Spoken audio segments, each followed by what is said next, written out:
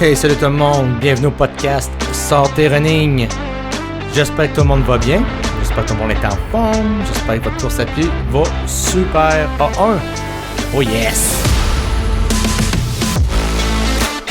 Ici votre host Seb et aujourd'hui, un petit podcast très rapide, bien sûr, juste pour vous, pour les auditeurs qui aiment ça. Bienvenue et merci d'être à l'écoute.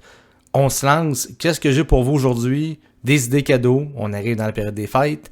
Vous êtes peut-être un coureur. Peut-être que vous aimeriez gâter un coureur ou un marcheur. J'ai peut-être une dizaine d'idées à vous proposer dans un ordre aléatoire. Puis en espérant, ça peut peut-être vous donner des idées. Fait qu'on plonge maintenant tout de suite en premier lieu, pourquoi pas. Peut-être pour les non-initiés, une bonne paire de running, c'est super important. Peut-être que vous avez des gens autour de vous, peut-être vous-même, vous aimeriez vous initier à la course à pied, peut-être sous la forme de trail, peut-être sous la forme de course de route. Donc, première chose à penser si on veut reprendre la course à pied ou faire de la course à pied, une bonne paire de running. Il y a tellement de super de beaux modèles. Vous avez beaucoup de boutiques locales qui sont là pour vous accompagner pour faire le bon choix. Allez vous faire conseiller, vous allez avoir un soulier incroyable. Puis évidemment, comme coureur ou comme marcheur, c'est toujours le fun d'avoir une nouvelle paire d'espadrilles ou de running. Je ne les compte plus ceux que j'ai depuis peut-être une dizaine d'années. J'en ai peut-être une vingtaine, 25 paires. Évidemment, il y en a que j'utilise plus, mais je m'en sers peut-être pour passer le gazon ou pour faire de la peinture à l'intérieur de la maison. Deuxième proposition, c'est tous les vêtements de première couche, ou first layer. Vous savez, là, ceux qui courent peut-être dans des conditions un petit peu plus froides, peut-être durant l'hiver, il faut être au chaud, il faut être confortable, il faut avoir des vêtements qui respirent mais qui nous gardent au chaud. Vous savez, toutes les premières couches faites de laine de minéraux, dont minéraux, c'est pas fait en laine de minéraux. Oh God, c'est fait en laine de mérino. Je me trompe tout le temps, mais ça c'est super comme vêtement. Puis on a pour tout. On a pour les femmes, on va du soutien-gorge, pour les hommes et les femmes aussi, les sous-vêtements. Donc pour protéger nos parties très intimes, pour garder ça au chaud. Puis évidemment, les pantalons, ou en tout cas ceux pour les jambes évidemment, puis le haut du corps, c'est vraiment génial. Donc, on passe au troisième. Pourquoi pas, des fois, utiliser, ou quand on court, des fois, on aime ça écouter de la musique, évidemment, ou des podcasts. Hein? Peut-être vous écoutez mes running ou sortez running pendant que vous courez. Soit des AirPods ou des écouteurs sans fil. Évidemment, c'est toujours intéressant. Lorsque c'est utilisé de façon sécuritaire, évidemment, soyez très, très, très prudent, mais c'est toujours le fun à recevoir. Une montre intelligente de course. Il y a tellement de modèles sur le marché. Moi, je vous partage mon coup de cœur. Ça fait des années que j'utilise les produits Garmin. Mes premières ont été des modèles Forerunner. C'est abordable. Il y a des super de bons prix. Si vous voulez vous initier à la course à pied ou vous voulez vous gâter un petit peu parce que vous n'avez jamais eu ou utilisé une montre intelligente, assurez-vous que votre montre calcule votre cadence de course ou votre pace, la distance. Qu'est-ce qui est le fun aussi avec Garmin Connect? Vous êtes en mesure d'inscrire des entraînements dans votre montre. Donc, si vous voulez faire des intervalles puis que votre montre vous donne un effet sonore pour accélérer ou ralentir ou marcher ou peu importe quoi, c'est vraiment génial ces produits-là. Assurez-vous que le modèle que vous choisissez puisse recevoir des programmes d'entraînement, mais Garmin, c'est tout le temps des bons produits. Et si vous voulez suivre votre fréquence cardiaque, parce que vous pouvez vous entraîner par fréquence cardiaque si vous le souhaitez, il y a de plus en plus les modèles Garmin et plusieurs autres offrent les capteurs de fréquence cardiaque. Le cinquième que j'adore tout le temps recevoir, c'est recevoir des cadeaux de soins de santé. Comme coureur, des fois, on a des bobos, on a besoin de récupérer, on a besoin de se gâter.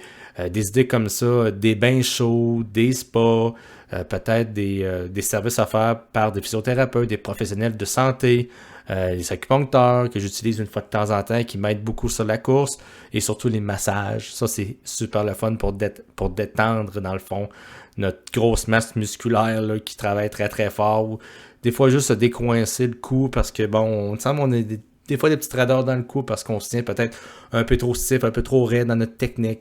Ça fait tout le temps du bien. Sixième idée, des livres. Livres / revues. Okay? Des livres sur des recettes santé. des fois orientés pour ceux qui font du sport avec un petit peu plus de nutriments, tout dépendant de la nature de sport. Il y a tellement des super de beaux livres francophones faits par des auteurs francophones. Il y en a des super bons aussi en anglais.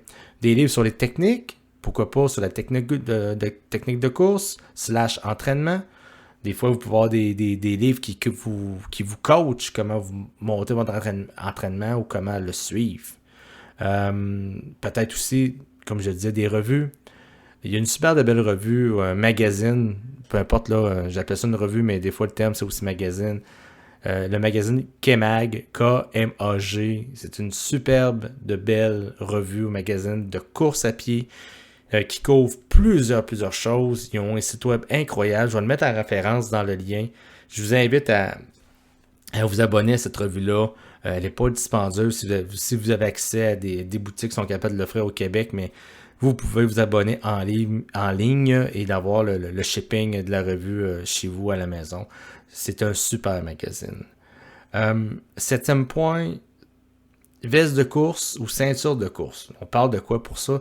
Mais les vestes de course, celles qu'on porte comme un sac à dos, donc on est en mesure de mettre de la nourriture dans certaines petites poches. C'est super léger ces vestes-là. On peut mettre des gourdes aussi, deux gourdes de 500 ml, tout dépendant le modèle qu'on choisit.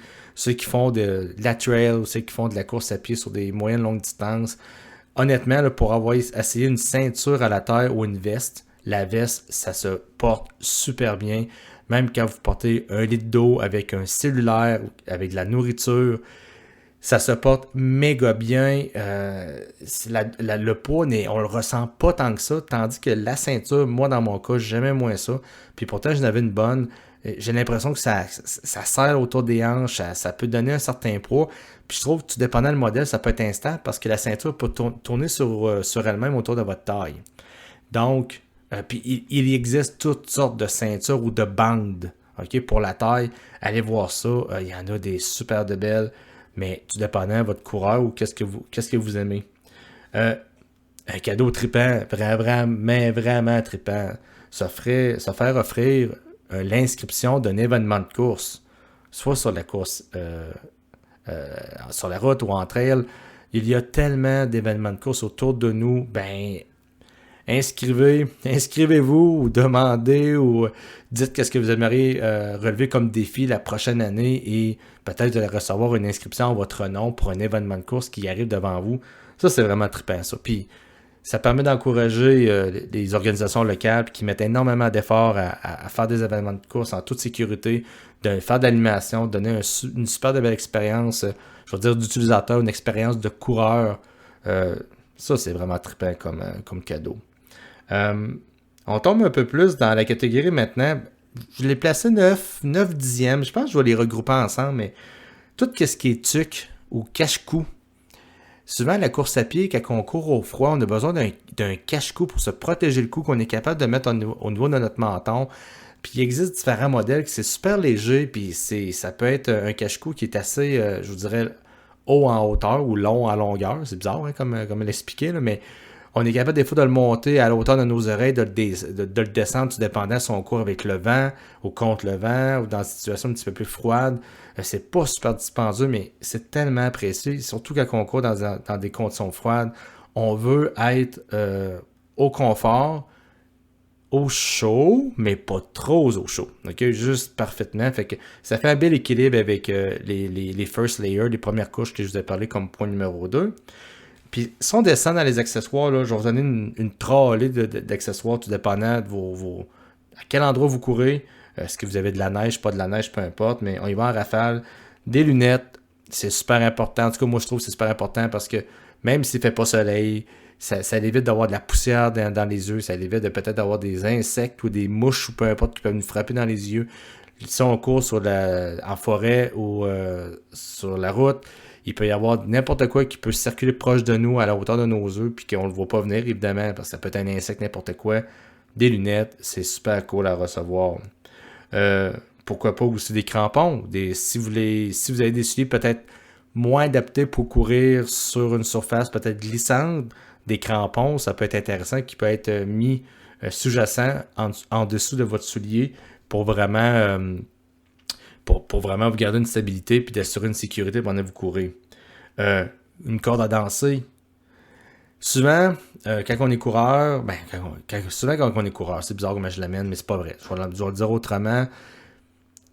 En mode un peu plus saison de récupération, en moment de récupération, ou n'importe quand en fait, faire de la corde à danser, ça peut être super intéressant parce que, veut pas, on saute sur nous-mêmes. Donc, on travaille les chevilles, les mollets, les pieds, l'arche des pieds, à garder un certain rythme, puis veut pas, on renforce cette région-là lorsqu'on fait de la corde à danser. Puis évidemment, tout dépendant de la vitesse que vous faites, vous pouvez être ça en mode cardio, ça peut être trippant, ça aussi.